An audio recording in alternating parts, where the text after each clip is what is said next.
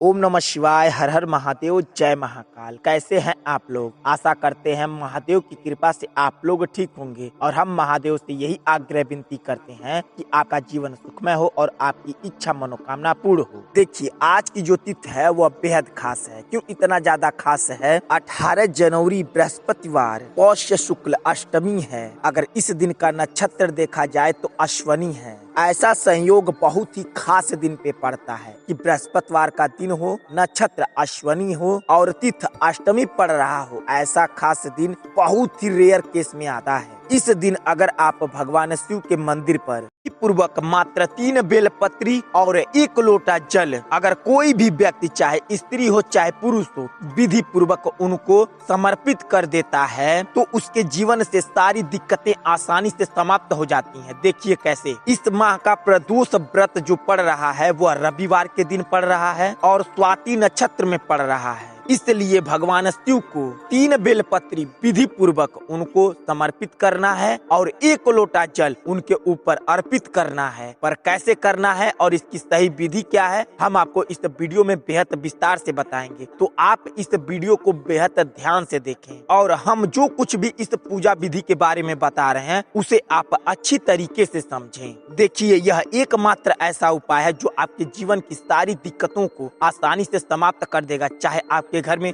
धन से जुड़ी कोई समस्या हो, चाहे आपके घर में किसी का तबीयत खराब हो गया हो, वह ठीक ही ना हो रहा हो, यानी बीमारी से रिलेटेड कोई भी दिक्कत हो, या अगर आपके घर में किसी का शादी ब्याह ना हो रहा हो, उनके शादी ब्याह को लेकर बहुत ज्यादा बाधाएं आ रही हो, तो भी इन सारी समस्याओं से आप छुटकारा पा सकते हैं सिर्फ इस एकमात्र उपाय से। आपको यह उपाय बताने से पहले आपको बता दें, देखिए इस चैनल को कई माताएं बहनें और भाई बंधु ने सब्सक्राइब कर लिया है, तो आप भी सब्सक्राइब करके बेल आइकन दबा लें ताकि आपके जीवन से जुड़ी कोई भी समस्या हो उसके उपाय हम आपको बता सकें। देखिए, आपको इस उपाय के लिए सबसे पहले घर का थोड़ा सा साफ सुथरा चावल ले लेना है। इस बात का बेहद ध्यान रखें, यह चावल का दाना आपके घर का ही होना चाहिए।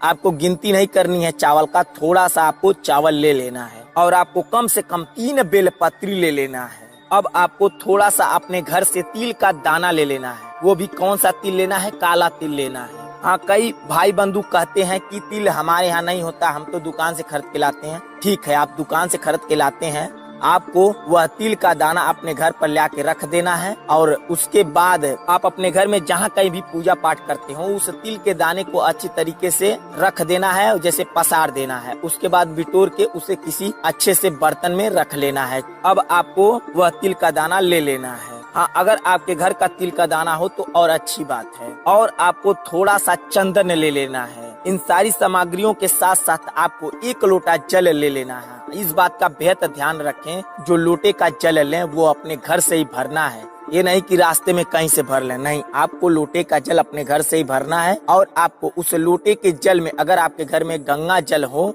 तो उस लोटे के जल में थोड़ा सा गंगा जल भी डाल लेना है। अब आपको ये जितनी सारी सामग्री बताए हैं हम आपको, वो लेकर चले जाना है आपको शिव मंदिर पर। हाँ, इस बात का बेहद ध्यान रखें कि उसी शिव मंदिर पर जाएं जिस शिव मंदिर का प्राण प्रतिष्ठा हो चुका हो। हाँ, कई सारे भाई बंधु कमेंट बॉक्स में पूछते हैं कि यह प्राण प्रतिष्ठा क्या होता है, तो हम आपको संक्षिप्त में बता देते हैं प्राण प्रतिष्ठा क्या होता है। प्राण प्रतिष्ठा जब किसी भी मंदिर की स्थापना की जाती है तो सबसे पहले उस मंदिर में प्राण प्रतिष्ठा ही किया जाता है, उसके बाद ही पूजा पाठ किया जाता है। यानी प्राण प्रतिष्ठा होने के बाद ही उस मंदिर में पूजा पाठ किया जा सकता है। जैसे ही आप शिव मंदिर पर जाएं, सबसे पहले शिव मंदिर का मेन चौखट पर अपना सिर छुआकर भगवान शिव का नमन कर लें। उसके बाद ही चौखट पर चढ़ें। मंदिर पर जाने के पहले जैसे ही आप मंदिर में चले जाएं, सबसे पहले आपको घंटी को 3 बार बजाकर हर हर महादेव का एक बार नारा जरूर लगा लें। अब आपको शिवलिंग के सामने बिल्कुल जाके बैठ जाना है। इस बात का बेहद ध्यान रखें, जब आप शिवलिंग के सामने बैठ रहे हो तो आपका मुख उत्तर और पूरब के बीचों बीच होना चाहिए। हाँ, अगर उस मंदिर में आपको उत्तर पूरब बैठने की जगह ना हो तो आप पूरब की दिशा की ओर करके मुंह बैठ सकते हैं। हमारा मानना यह है कि मंदिर को ध्यान में रख के ही बनाया जाता है कि उत्तर पूरब की दिशा की ओर भक्त आके बैठकर पूजा पाठ कर लें, तो आपके मंदिर पर भी यह सुविधा प्रदान की जाती है कि आप जब कभी भी पूजा पाठ कोई भी भक्त करने आए तो वह उत्तर पूरब की ओर मुंह करके बैठकर पूजा पाठ कर सके। जब आप वहां शिवलिंग के सामने बैठ जाएं तो आपको सबसे पहले तीनों बेलपत्री अपने सामने रख लेना है। उसे चंदन से ऊपर वाले भाग पर थोड़ा थोड़ा टीक देना है। इस बात का बेहद ध्यान रखें, जब आप पत्ती पर टीक रहे हो तो आपको ओम नमः शिवाय का जाप करते हुए बेलपत्री पर टीकना है। अब आपको उसी समय उसी चंदन से शिवलिंग पर ओम बनाना है। इस बात का बेहद ध्यान रखें, जब आप शिवलिंग पर ओम बना रहे हो तो एक बार अंगुली पर जब चंदन लगा लें तो पूरा ओम बना दें। ये नहीं कि आधा ओम बनाए फिर चंदन लगाए अंगुली पर फिर ओम बनाए, नहीं, आपको एक बार अंगुली पर चंदन लगाना है और पूरा ओम बना देना है। ठीक उसी समय आपको ओम नमः शिवाय का जाप करते हुए जितना चंदन,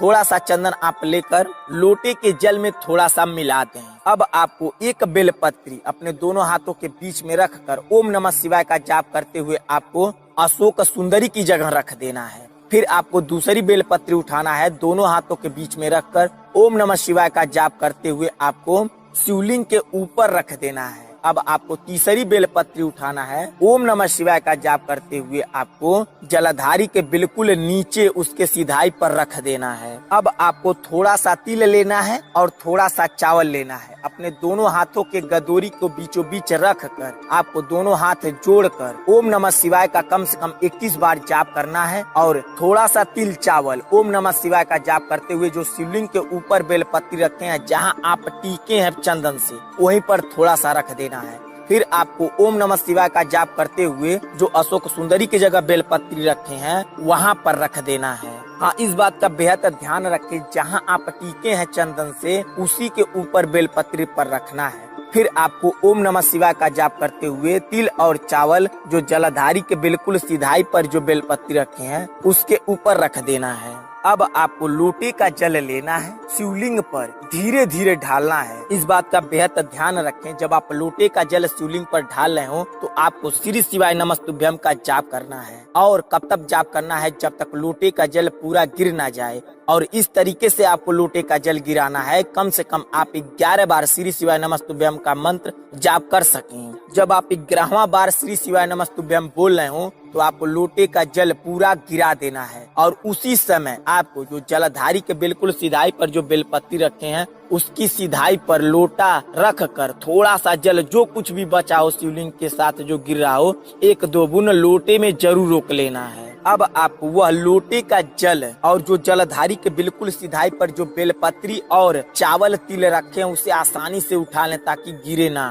जो चावल तिल बेलपत्री पर हो वह गिरे ना, चाहे 1 हो चाहे 2 हो। उस बेलपत्री वाला चावल और तिल आपको बेलपत्री के सहित उठा लेना है। अब आपको लोटे का जल और बेलपत्री, तिल और चावल लेकर चले आना है अपने घर। सबसे पहले आपको लोटे के जल में थोड़ा सा और जल मिलाकर अपने पूरे घर में ओम नमः शिवाय का जाप करते हुए छिड़काव कर देना है। अब आपको जो चावल तिल लेकर आए हैं उसे किसी भी साफ सुथरे कपड़े में बांधकर अपने मेन गेट पर उसे बांध देना है। और जो बेलपत्री बचा है उसे आप अपने घर में कुछ ऐसी जगह रखें जहां पर कोई आता जाता ना हो और वहां पर किसी का गंदा हाथ पैर ना पहुंचता हो। ऐसी साफ सुथरी जगह उस बेलपत्री को रख दें। इतना करने से आपका यह उपाय पूर्ण होगा और आपकी जो इच्छा है, जो मनोकामना है वह शीघ्र ही पूर्ण होगा और अवश्य ही पूर्ण होगा। अगर आपको यह उपाय समझ में आ गया हो तो कमेंट बॉक्स में श्री शिवाय नमस्तुभ्यम जरूर लिखें। अगर नहीं समझ में आया हो तो कमेंट बॉक्स में पूछ सकते हैं, हम आपको वहाँ भी बताने और समझाने की पूरी कोशिश करेंगे।